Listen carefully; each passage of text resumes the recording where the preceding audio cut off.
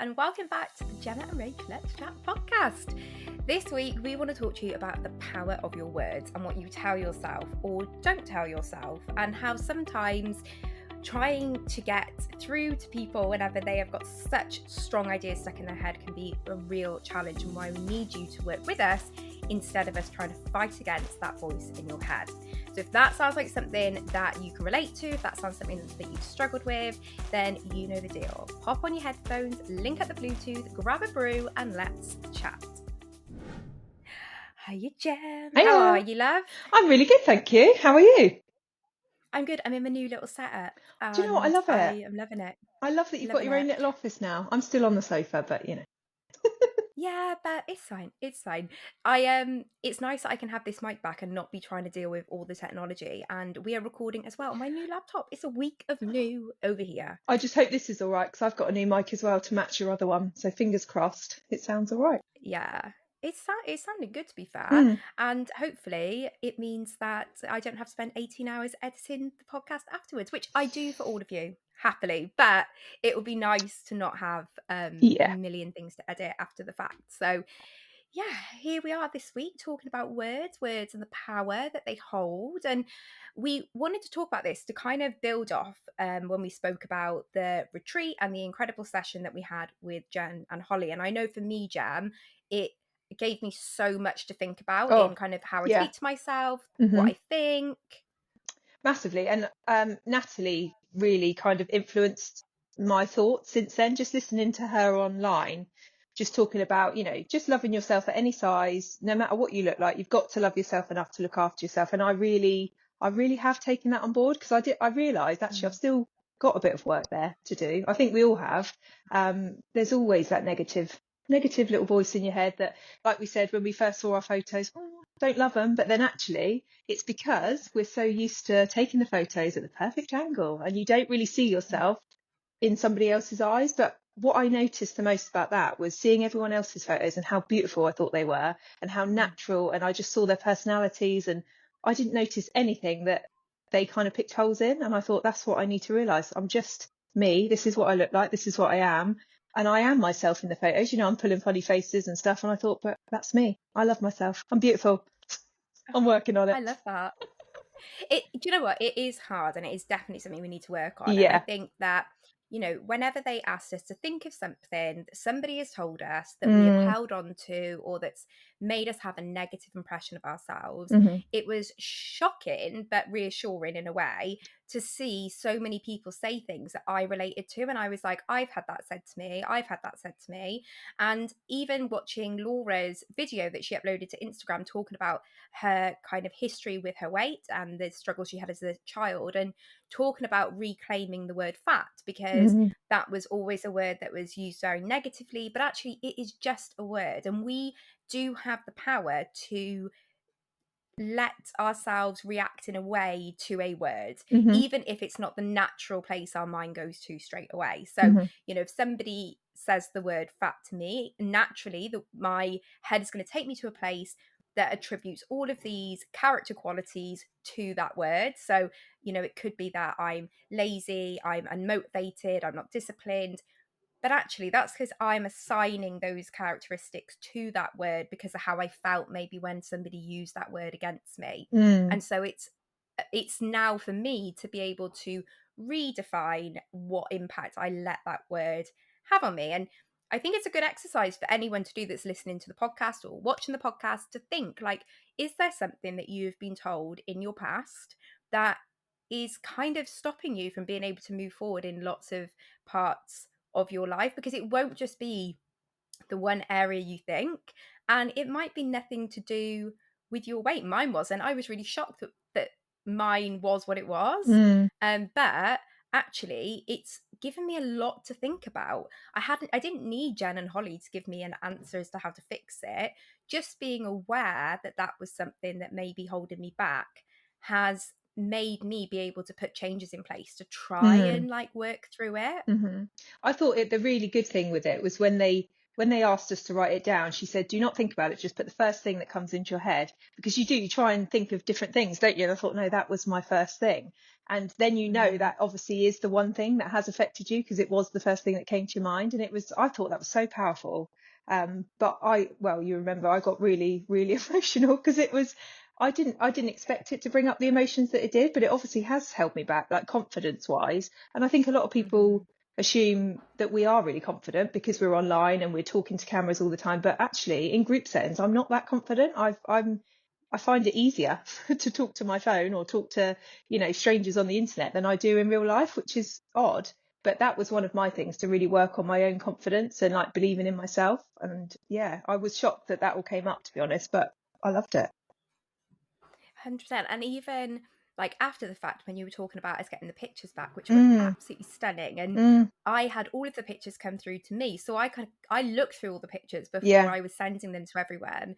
And I remember just thinking, what a beautiful bunch of women. Like, we're a hell of an attractive bunch of women, like beautiful and strong, and so many things, so many positive attributes I could give to every single photo. And that's why I had to put the message in our group beforehand to say, look, before I send these, I need you to promise me that you are going to open the pictures with love towards yourself and some grace, because like you said, we're the ones used to taking our photos. And if you've struggled with your weight, you know that you have been the one that's always getting the camera angle right or setting people up in a certain way.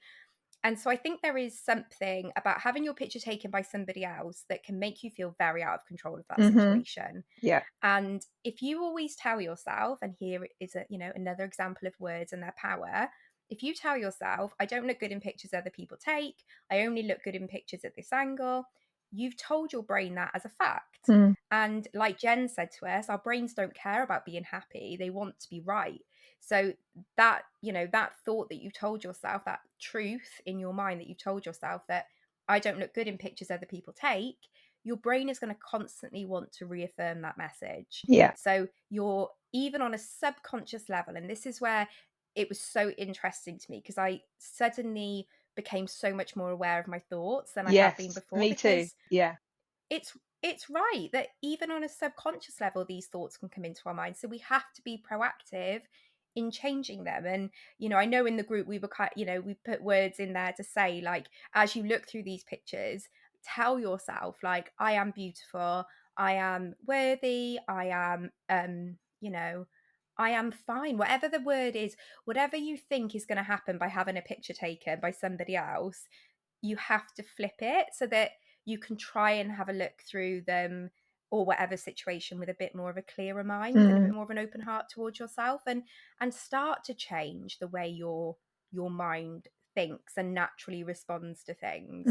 And I know, Jen, that there were a couple of people in the group, which I thought was really, really good, that were really honest and talked about some of the issues they were having going through those pictures.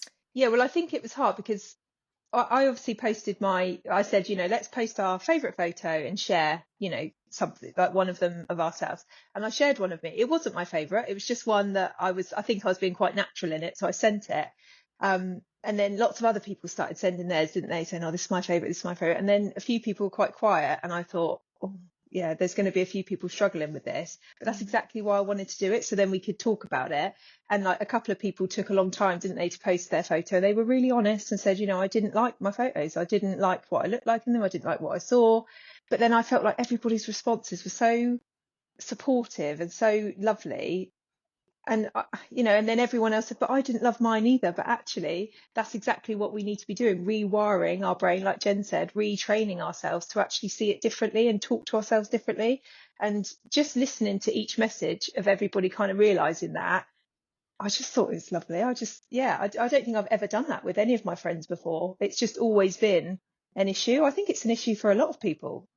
Like, I've never met anyone that says, oh, I love photos of myself. Do you know what I mean? Or I love it when someone else takes a photo of me. It's always been a problem for most people that I know. So I just think it's a really powerful thing to do and accept yourself for who you are in other people's eyes. I think I started to see my photos how I think other people must see them, and how other people must see Yeah. me. And I noticed that a lot more, because even on our videos, we're still sat at the right angle, we're still sat with a ring light and all that sort of stuff. It's not 100% natural, but when somebody else films you, it is natural. And I've started to really accept how I look in those videos and those photos as me. And I know it's different to what I see, because also when you flip your camera around, you do look different. It does the mirror Yeah, effect, doesn't it? It makes you look yeah, you're different. inverted, aren't you? Yeah. Like, and so you kind of see your face then, and Mm. it does look different to Different. how you would normally see yourself in a mirror if you had a Yeah. front facing camera. And I think that's been a big thing for me, is accepting that Yeah. just because I look different to how I may see myself doesn't mean that I don't look nice. Yeah. And it was really interesting, like going through the pictures. I looked at mine last, so I found myself going through people's pictures thinking, "Oh my gosh, she looks stunning. Look Mm. how carefree she looks. Look how just like how much she's radiating happiness in that Mhm. moment." And I think it did me the world of good, because I kept coming back to that happiness Mm. word. I kept thinking, she looks so happy, like she's, like I say, radiating happiness. And when I looked at my pictures, I made a conscious effort to look for happiness Mhm. in the picture, not to look for, is there a lump there? Is my makeup okay? And I think it's the first time that I've ever seen photos that, I could look at them and think that is not a photo that maybe I would generally like lean towards or really Mm. like. But actually, the fact that I look so happy in it Mm. made me smile and made me love that picture. Yeah. Um, I can and relate I to that, think that definitely. that's and I think that's what pictures should be. Like, they're memories of, Yep. moments in time that we've had. It doesn't have to be all curated. And don't get me wrong, we all love a good pic, we all love a good angle, but there's a balance to be had. And I think Mhm. sometimes if that's all you look for in pictures, then you start getting very critical and hard Mm. on yourself. And I feel like we probably feel this more, both being on social media, but also Mm. in the weight loss industry, because we always say take pictures. You should take pictures. If you're on a weight Yeah. loss journey, the more things that you can do outside of that scale, the better. But you then have to also be very careful not to get caught up Mm. in only being critical of pictures, and Mhm. only kind of analyzing them and Yeah. picking But them apart. it takes Because a long time though, doesn't it? It takes people talking to you like this. Like, without Jen and Holly talking to us in that way, I probably still wouldn't think like that, because my natural instinct yeah. was, oh, I don't like that. Oh, I look weird. Or what's my arm doing? These stupid things that shouldn't even enter your brain, but it's just a natural instinct. And I think when that natural instinct comes in and you can bat it off and change it, that's the powerful part of it, to actually just start training yourself to talk to yourself differently. You've got to try. And I think just people listening to this podcast now will learn to do that, because they'll be more conscious of it in the future. Yeah, 100%. And I think also, don't be hard on yourself if that's how Mm. you are, if you respond like that. Like, if you think about where this all stems from, Hmm. we grew up in an era where there were like magazines and front covers, and Yeah. it wasn't like social media, was it? You'd get like the latest copy of whatever magazine, Yeah. and there would be undoubtedly either a picture of a celebrity that they were calling like fat, Yeah. and that would be the words. There would be a picture and words, Yeah. or there'd be some celeb that had probably done some ridiculous diet, or Hmm. whatever, and then positive words on the Yeah. front cover of Always. that page. Yeah. And I you can't underestimate the impact that that kind of thing has on how we view Mm. ourselves, and the Hmm. words that we tell ourselves when we see pictures of ourselves. Hmm. And as women, we're also brought up to, don't be big-headed, I don't be full know. of Yeah. yourself, You shouldn't don't love be yourself. cocky, like, Mm. no. So there's a lot of people, I think, in our age category that are battling this and Yeah. having to kind of rewire how we think. And it doesn't happen overnight. I am Mm. certainly not sat here now like feeling like I love every aspect of my body.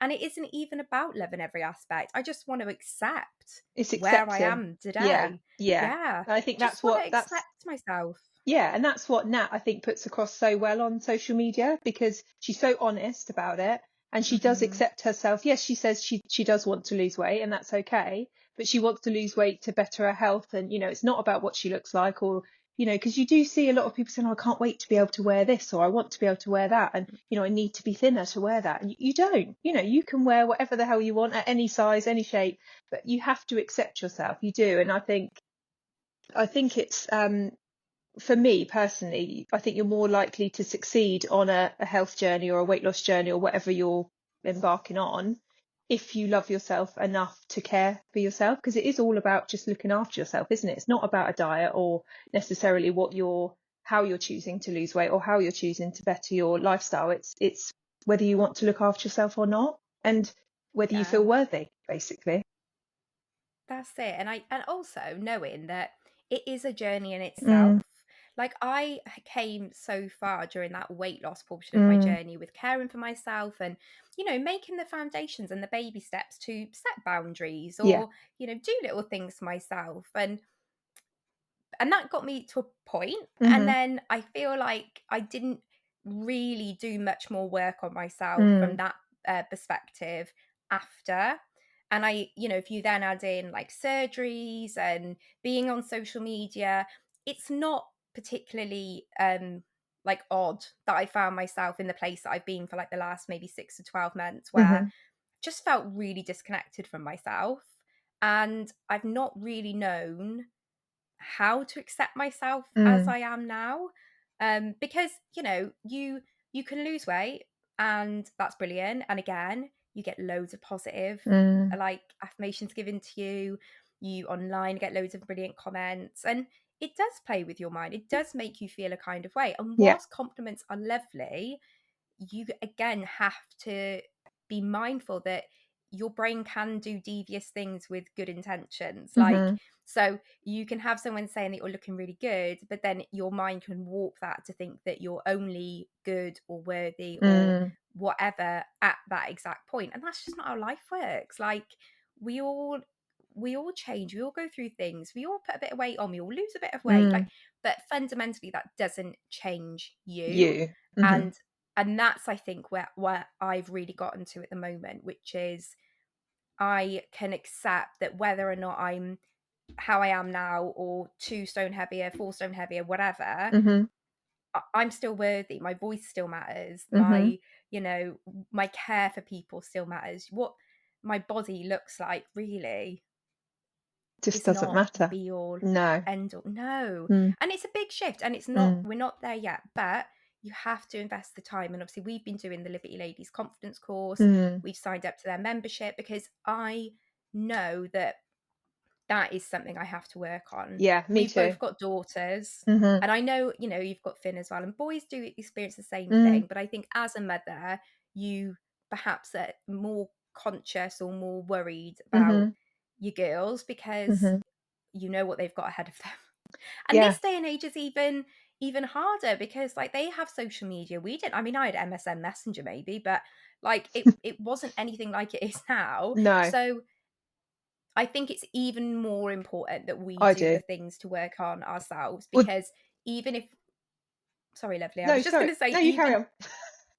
e- even if we think we're being positive, if Mm-hmm. and I thought I was, but I think I was acting the way I think I should act to be accepting of myself rather than truly accepting Yeah. myself.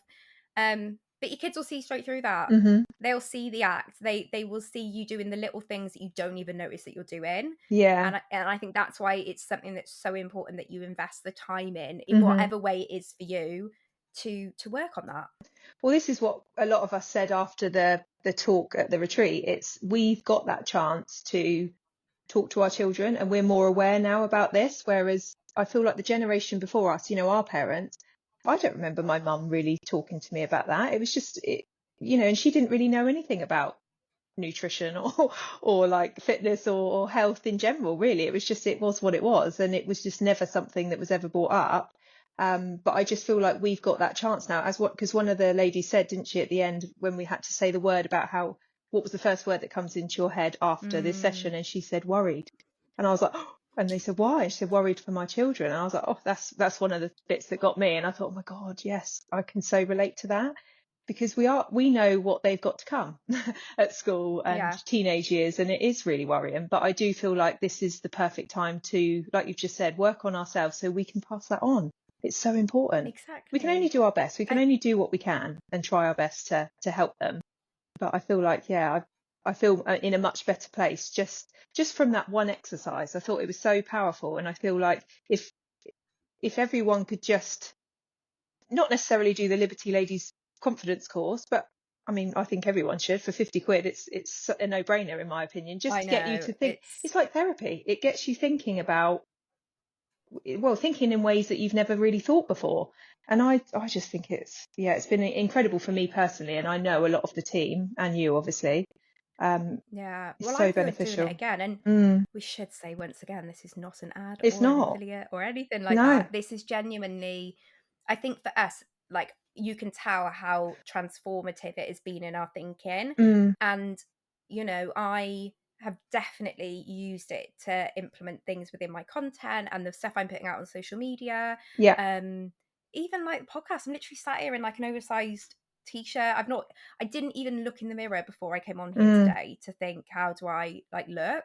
mm. As it happens, brows are having a good brow day, but that is besides the point. It's like, I think it is just, you have to take action. And Yeah. one of the things that the girls say within the course, which I found so interesting, is talking about like affirmations and the power of words and how we can change things up, but how in order to make a change, in order to rewire those thoughts in our brain and start to take better control over those negative thoughts, we have to take action with those words. Mm, And that is something that I think can be a scary thing, because actually you are having to do something that puts you out of your comfort zone. mm-hmm. But as I always say, what doesn't challenge you doesn't change you. And Yeah. there has been so much growth I've seen in myself from doing that. I posted the other day about the lipedema on my legs, Mm, and that was genuinely like a dirty little secret that mm, I would want no one to know about. And just speaking about it and saying, like, this is okay. These are legs. Like, mm, hello. So many other people have that legs like mine. And actually, I'm doing a disservice by not talking about it, not only to myself, but to them. And mm, already I've been like, okay, I don't need to worry about like seeing people now and then seeing that mm, I've not got these perfect legs, because actually they're fine. But equally, it's okay for me to be unhappy or upset some days because I'm in pain with them, or mm, they don't look great in my opinion in an outfit.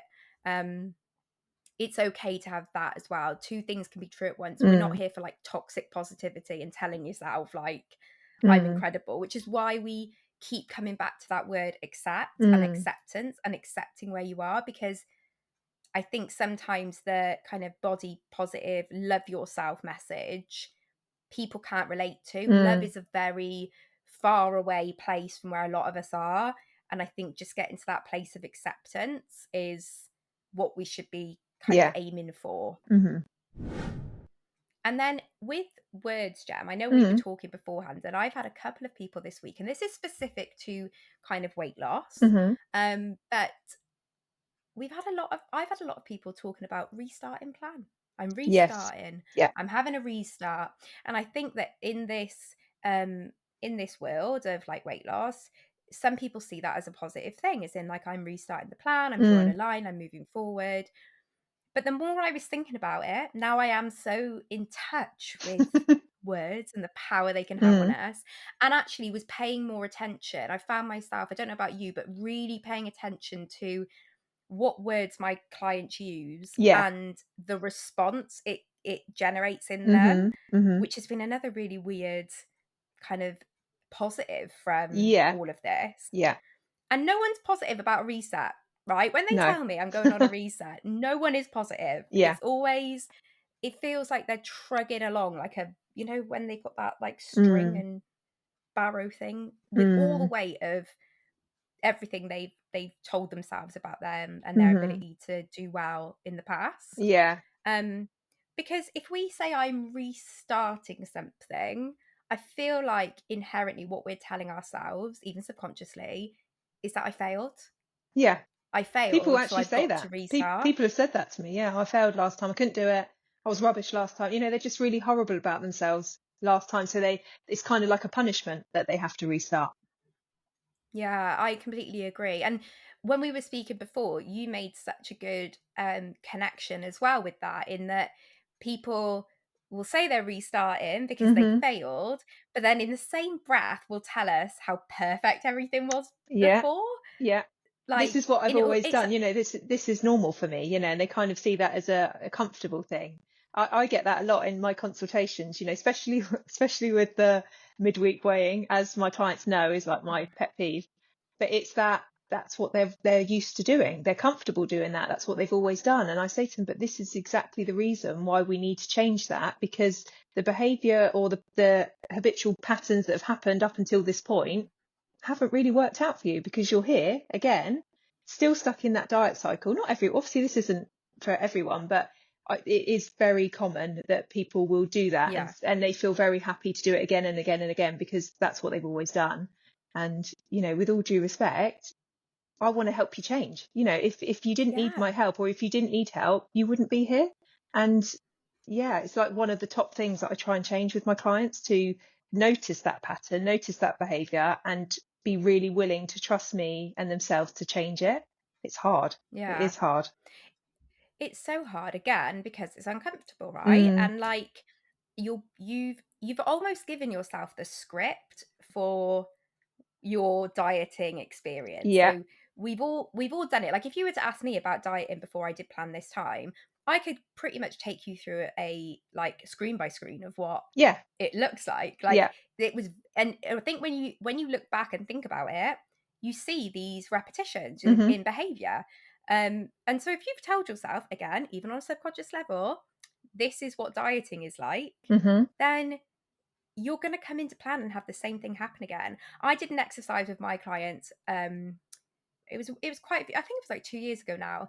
It was really interesting, and I just asked them all to write down the first three things that come to mind when they think of the word diet. Mm-hmm. And as if you're listening to this, do that exercise. Mm. So, what three things come to your mind when I say the word diet?